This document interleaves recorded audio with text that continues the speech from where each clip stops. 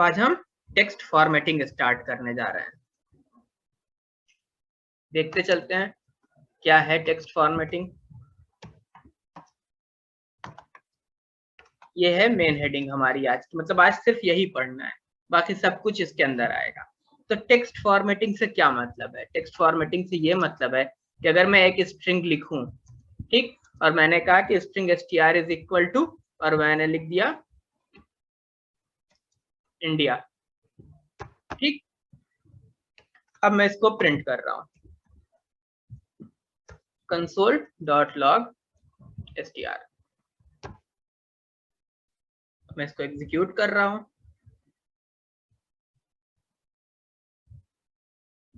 तो ये जो मैंने str लिखा हुआ है, इस str में ये जो चीज आई हुई है, यही इसी को स्ट्रिंग कहते हैं, ठीक। और इसको कई अलग अलग तरीके से लिखा जा सकता है। क्या क्या कर सकते हैं स्ट्रिंग पे, वो सारी चीजें ही आज हम पढ़ेंगे। तो मैं इसको एग्जीक्यूट कर रहा हूँ फाइल को अपने। जो लिखा था वो आकर के प्रिंट हो गया है, बेहतरीन। और क्या कर सकता हूं मैं?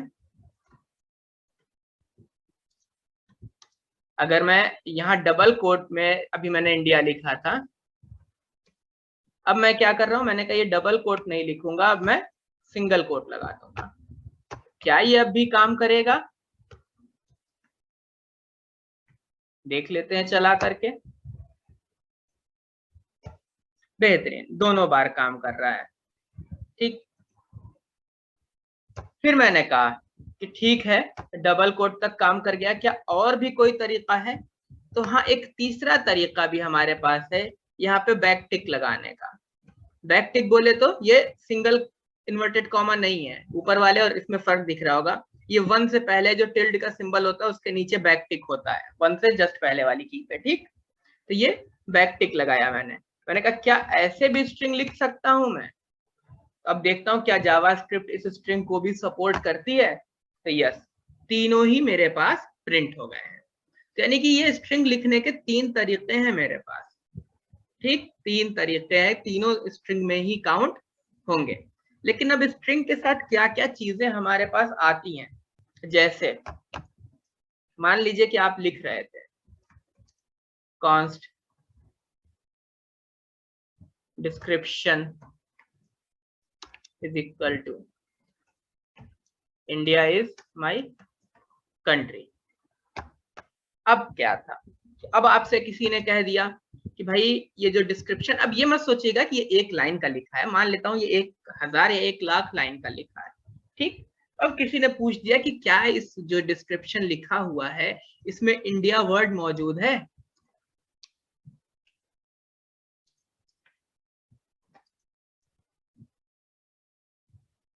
क्या ये मौजूद है?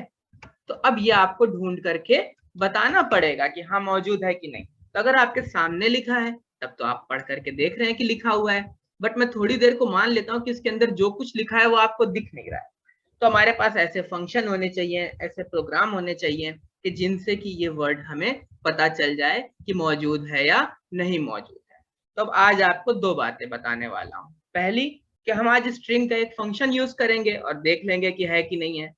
बट इन फ्यूचर जब हम ये जावास्क्रिप्ट नोड जैसे सब खत्म कर लेंगे तो हम ये सारे काम, एक प्रोग्रामिंग की सीरीज स्टार्ट करेंगे और फिर हर एक ये काम हम अपने कोड लिख करके करेंगे बगैर किसी इनबिल्ट फंक्शन के। तो मैं ये क्वेश्चन नोट कर लेता हूं, चलिए बाद में नोट कर लूंगा, याद दिलाइएगा क्लास एंड पे, ठीक।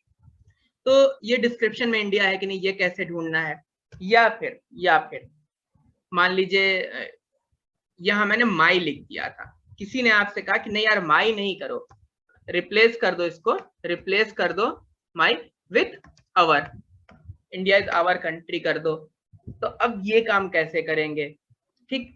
फिर आगे बढ़े और अब कहा गया कि ये जो इंडिया लिखा हुआ है, मान लीजिए यहाँ पे आपने डिस्क्रिप्शन जो लिखा था, मैं चाहता, ये तो एक बात हो गई। अब मैं आगे वापस इसको यहाँ कॉपी कर लेता हूँ और क्वेश्चन देखते क्या बन सकता है। डिस्क्रिप्शन 1 कर दिया, मैं चाह रहा हूँ कि इंडिया जो है ये डबल कोटेशन मार्क में आ जाए, मतलब इंडिया के आगे भी ये ऐसे डबल कोट लग जाए। अब परेशानी ये है कि अगर मैं यहाँ ये डबल कोटेशन मार्क लगाना चाहूं तो ये एरर दे रहा है मुझे, यहाँ ये काम नहीं कर रहा है। कंसोल डॉट लॉग डिस्क्रिप्शन 1 देख लीजिए, रन कर देता हूं, पता चल जाएगा। ठीक, ये एरर दे रहा है। क्या एरर दे रहा है? Unexpected identifier. ये इसको एक तो वेरिएबल समझ रहा है कि ये कोई वेरिएबल है जो अनएक्सपेक्टेड गलत तरीके से आप लिख रहे हैं, मतलब उसको समझ में नहीं आ रहा है कि अभी क्या करूं मैं। ठीक, तो ये ऐसे नहीं लिख सकते। तो फिर अगर ऐसे नहीं लिख सकते तो कैसे लिख सकते हैं? ये जरूरत तो कुछ भी पड़ सकती है। और क्या केस हो सकता है? और एक केस ये हो सकता है कि आपने कहा कि हम ये डबल कोटेशन मार्क में नहीं लिखना चाहते हैं, हम ये सिंगल कोटेशन मार्क में लिखना चाहते हैं। ठीक, तो ये सारी चीजें कि सिंगल कोटेशन मार्क में लिखना चाहते हैं, तो चलिए लिखते हैं और देखते हैं क्या होता है। क्या ये चलेगा? तो अब क्या था, सिंगल कोट में स्ट्रिंग लिख सकता था। तो अगर सिंगल कोट वाली स्ट्रिंग है और सिंगल कोट वाला ये लिखूंगा तो क्या होगा वो देखते हैं और फिर सही करते हैं इसको। डिस्क्रिप्शन 1 अभी भी ये एरर दे रहा है, दिख रहा है हमें यहाँ एरर दे रहा है। एक्सपेक्टेड कॉमा समझ में नहीं आ रहा उसको कैसे हैंडल करें, क्योंकि वो फील कर रहा है कि कोई वेरिएबल है, क्या लिखना चाह रहा है, क्योंकि आप सिंटेक्स गलत लिख रहे हैं। ठीक, यहाँ पर भी सेम एरर देगा। ठीक, तो जब ये डबल कोट या सिंगल कोट में लिखना होगा तो क्या कर सकता हूं मैं? तो क्या ऐसा कर सकता हूं कि डबल कोट के टाइम पे मैं बाहर यहाँ सिंगल कोट लगा दूं और सिंगल कोट के टाइम पे मैं यहाँ बाहर डबल कोटेशन मार्क लगा दूं? क्या ऐसा मुमकिन है? अब उसके लिए तो मुझे इनको प्रिंट करके देखना पड़ेगा। ठीक, तो यानी कि ये जो सिंगल कोटेशन मार्क और डबल कोटेशन मार्क मुझे दिए हुए हैं ये बेवजह नहीं दिए हैं। आपको अगर डबल कोटेड स्ट्रिंग चाहिए है अंदर, ठीक, तो आप बाहर क्या कीजिए, सिंगल कोट लगा दीजिए, तो वो समझ जाएगा कि ये सिंगल कोट जहां से स्टार्ट हो रहा है और जहां खत्म हो रहा है उसके अंदर अब कहीं डबल कोट आएगा तो उसको एज अ कैरेक्टर, मतलब बस एक कैरेक्टर समझेगा और प्रिंट कर देगा। ऐसे ही अगर बीच में आपको सिंगल कोट चाहिए है तो आपने बाहर डबल कोट लगा दिया, आपका काम हो गया बहुत आसानी से, बेहतरीन तरीका। बट आगे और भी सवाल आए। सवाल ये आया कि भाई एक और बच्चा क्लास में था, वो और समझदार था, उसने कहा कि सर ये तो ठीक है, डबल कोट में सिंगल कोट, सिंगल कोट में डबल कोट, बट अब मैं यहाँ लिख ही रहा था तो इंडिया मुझे सिंगल कोट में लिखना था और कंट्री डबल कोट में लिखना था, कंट्री डबल कोट में लिखना था। अब बताइए क्या करेंगे? हमने कहा यार बात तो सही है, काफी समझदार हो, इंडिया सिंगल कोट में लिख दिया, कंट्री डबल कोट में लिख दिया, अब मेरे पास क्या सॉल्यूशन बचा? मैंने कहा चलो देखते हैं, क्लास में इतने अच्छे अच्छे बच्चे हो, कुछ तो सॉल्यूशन निकलेगा ही सोचते सोचते। मैंने कहा ठीक है, मैं ये वाली स्ट्रिंग यहीं ब्रेक कर रहा हूँ, ये वाली स्ट्रिंग यहीं पर ब्रेक कर रहा हूँ माई पे, और यहाँ एक प्लस लगा रहा हूँ, मुझे कॉन्कैटिनेशन भी पता है, और आगे वाली स्ट्रिंग में सिंगल कोट में कर दे रहा हूँ। पहला तरीका, आगे वाली स्ट्रिंग में सिंगल कोट में कर दे रहा हूं। मैंने कहा करके देखते हैं, तो इंडिया सिंगल कोट में आ गया और कंट्री डबल कोट में आ गया। यहाँ एक स्पेस दे दे रहा हूं, यहाँ से स्पेस गायब हो गया है, लगा दिया स्पेस, तो इंडिया सिंगल कोटेशन मार्क में आ गया और कंट्री डबल कोटेशन मार्क में आ गया। लेकिन लेकिन ये एक स्ट्रिंग नहीं है, अब ये दो स्ट्रिंग है और आप यहाँ कॉन्कैटिनेशन कर रहे हैं। पहली बात, तो क्या ऐसा कर सकता हूं क्या कि मैं ये कॉन्कैटिनेशन ना करूं, मैं ये कॉन्कैटिनेशन ना करूं और इसको एक ही स्ट्रिंग रखूं, मतलब कि मैं यहां पर लास्ट में भी डबल कोट लगा दूं और इसी एक स्ट्रिंग से मेरा काम हो जाए। मैंने कहा लाइए कोशिश करते हैं। मैंने कहा एक ऐसे करके एक सिंबल होता है बैकस्लैश का, अगर इसको लगा देते हैं तो सुना था कि उस कैरेक्टर को रीड नहीं करता, मतलब उसका जो नेचुरल बिहेवियर है इस लैंग्वेज के लिए वो बाईपास हो जाता है। देखते क्या यहाँ काम करता है क्या ये? तो हमने एंटर मारा और देखा कि ये काम कर रहा है।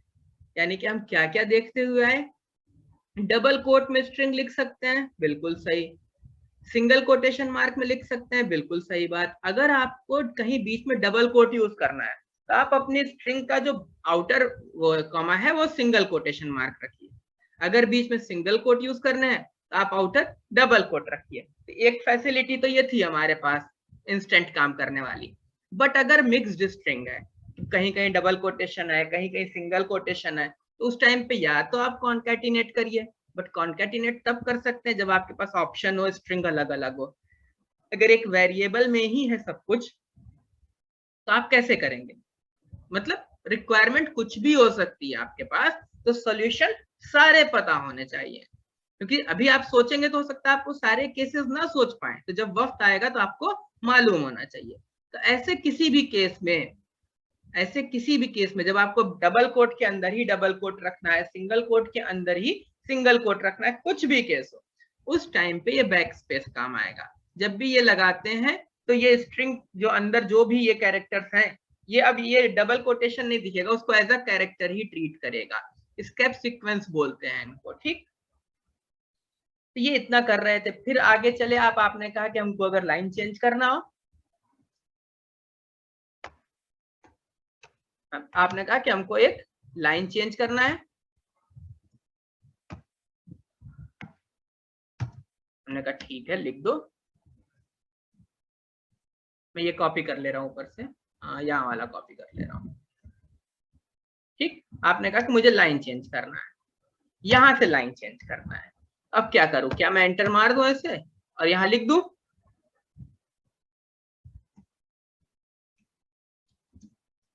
I love my country. लेकिन ये क्या कर रहा है, ये एंटर मारने के बाद इसने कुछ अजीब सी एरर दे रहा है, एक्सपेक्टेड। ये मतलब देखिए, ये अनएक्सपेक्टेड एरर्स इसलिए होती हैं क्योंकि आप सिंटेक्स के साथ खेल रहे हो, और सिंटेक्स के साथ खेलने की इजाजत नहीं है। और मैं यहाँ कंसोल लॉक कर रहा हूँ, कंसोल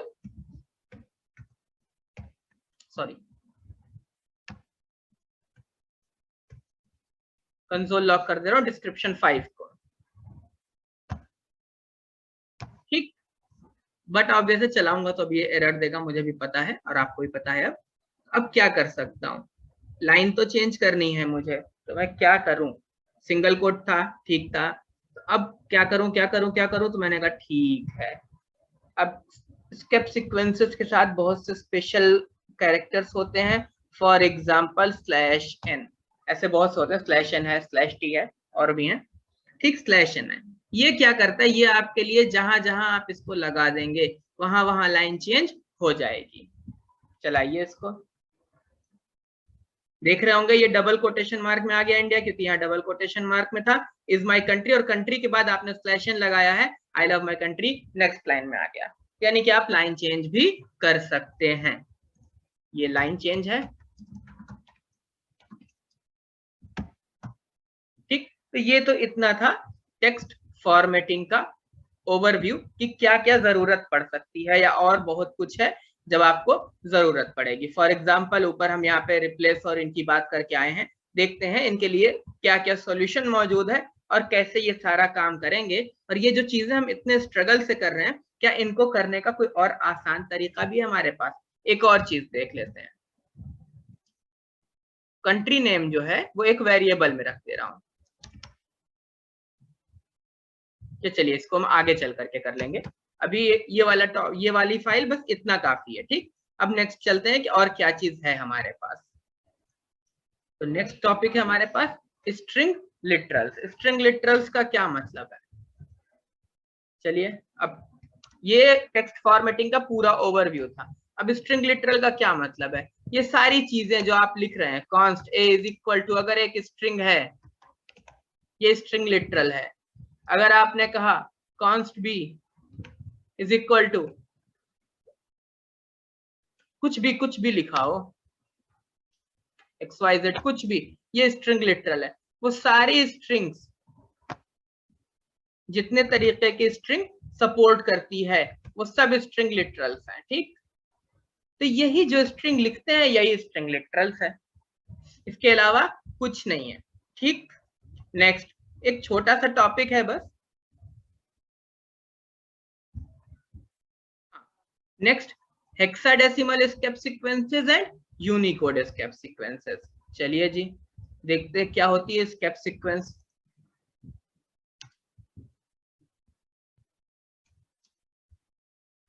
होता क्या है कि अक्सर बहुत से ऐसे कैरेक्टर चाहिए होते हैं हमें बहुत से ऐसे कैरेक्टर चाहिए होते हैं जो डायरेक्ट एग्जिस्ट नहीं करते हमारे कीबोर्ड पे, तो उनको बनाने का भी तरीका होता है। जैसे कि कल को आपको कॉपीराइट का सिंबल बनाना होगा, या जितने भी कैरेक्टर दुनिया में एग्जिस्ट करते हैं, तो जब हमारे कीबोर्ड में नहीं है तो हम कैसे लिखेंगे?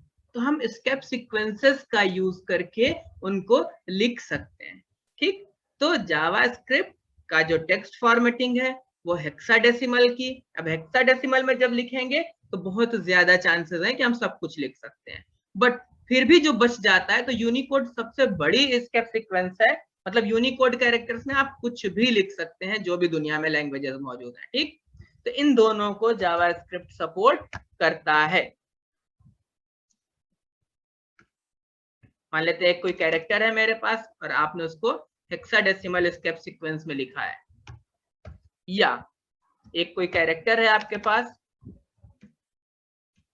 और उसको आपने यूनिकोड स्टेप सीक्वेंस में लिखा है। ठीक, पहचान क्या है? हेक्साडेसिमल में याद होगा, न्यूमेरिक वाले केस में भी एक्स लगा होता था, एक्स हेक्साडेसिमल के लिए ही है हर जगह। ठीक, तो कैरेक्टर सीक्वेंस में भी अगर आपने अभी /n हम पढ़ करके आए हैं, एक स्टेप सीक्वेंस अभी मैंने बताया था /n था। ठीक, तो वैसे जब हेक्साडेसिमल स्टेप सीक्वेंस है तो आप इस स्ट्रिंग में देख रहे होंगे किसके आगे आपने /x लगा दिया है। /x के साथ जो चीज भी लिखी होगी ये उसका मायने बदल देगा, ये मान लेगा कि वो हेक्साडेसिमल कैरेक्टर है। तो अब क्या आएगा उसको प्रिंट करके देखेंगे। ऐसे ही अगर /u लिखा हुआ है ये समझ जाएगा कि एक यूनिकोड कैरेक्टर है। तब आप यहाँ पे कोई भी यूनिकोड कैरेक्टर कॉपी करके ले आइए, यहाँ पेस्ट कर दीजिए /u के साथ, उसकी जो भी वैल्यू है आपको पता चल जाएगी। तो अगर ना सपोर्ट कर रहा होता तो अब तक एरर दे दिया होता, सपोर्ट करता है तो एरर नहीं दिया है। ठीक, हम प्रिंट करके देख लेते हैं। ये हेक्साडेसिमल वाला है, सॉरी यूनिकोड,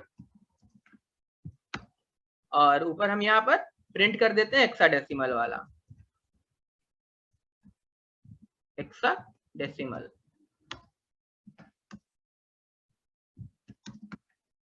देखते हैं प्रिंट करके कि क्या प्रिंट होता है। स्ट्रिंग में हमने /x7a लिखा है, यहाँ /u 007a लिखा हुआ है। देखते हैं प्रिंट करके कि क्या प्रिंट होता है।